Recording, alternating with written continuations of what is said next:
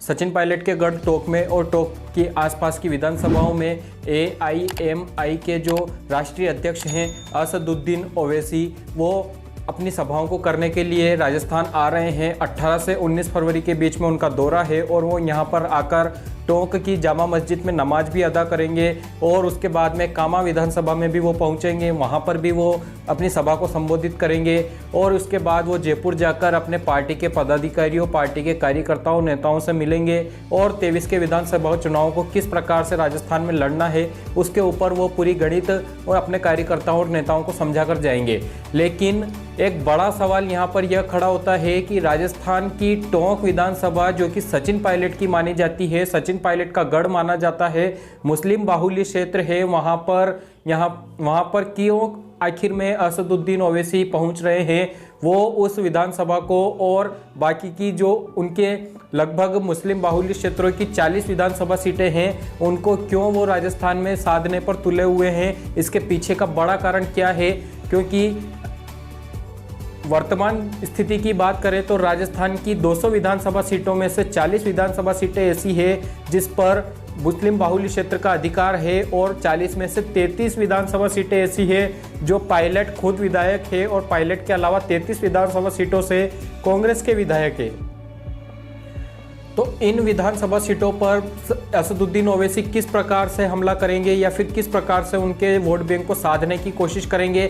लगातार यूपी बिहार के चुनाव में यह देखा गया है कि कांग्रेस की बुरी स्थिति करने के पीछे सिर्फ असदुद्दीन ओवैसी का हाथ रहा है। उन्होंने कांग्रेस के मुस्लिम वोट बैंक को एक प्रकार से ध्वस्त किया है और उसके बाद में लगातार अपने कांग्रेस के वोट बैंक को घटाकर अपना वोट बैंक उन्होंने बढ़ाया है। लेकिन इसमें बीजेपी का कोई नुकसान नहीं हुआ, बीजेपी का हमेशा इसके अंदर फायदा रहा है।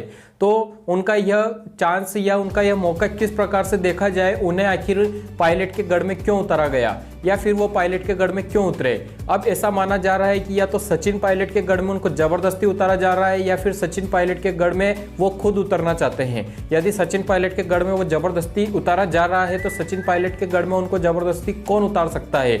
बीजेपी, जिसका हमेशा से कांग्रेस पार्टी यह कहती आई है कि असदुद्दीन ओवैसी की पार्टी बीजेपी का बी रोल अदा करती है, जहां पर बीजेपी को वोट नहीं मिलते उन वोटों को इकट्ठा करने में असदुद्दीन ओवैसी कारगर साबित होते हैं। तो वो तो कांग्रेस के वोट काटने के लिए या फिर सचिन पायलट की लोकप्रियता को खत्म करने, सचिन पायलट के वोट बैंक को कम करने के लिए असदुद्दीन ओवैसी खुद यहां पर पहुंच रहे हैं। एक बड़ा प्रश्न इस दौरे से देखा जा रहा है। लेकिन असदुद्दीन ओवैसी फरवरी से राजस्थान की विधानसभा चुनाव में कम से कम 5 सीटें ऐसी रहेगी जिस पर वो कांग्रेस और बीजेपी का खेल खत्म करेंगे। लेकिन ऐसा माना जा रहा है कि बीजेपी का इससे कोई प्रभाव नहीं पड़ता है। बीजेपी का एक मुश्किल से वोट बैंक जो है वो हमेशा इकट्ठा रहता है, वो मुश्किल से तोड़ा जाता है। लेकिन कांग्रेस का वोट बैंक जो इधर उधर जाने की कोशिश करता है उसको असदुद्दीन ओवैसी समेटने की कोशिश करेंगे और वह अपना इस मकसद में कामयाब भी होंगे।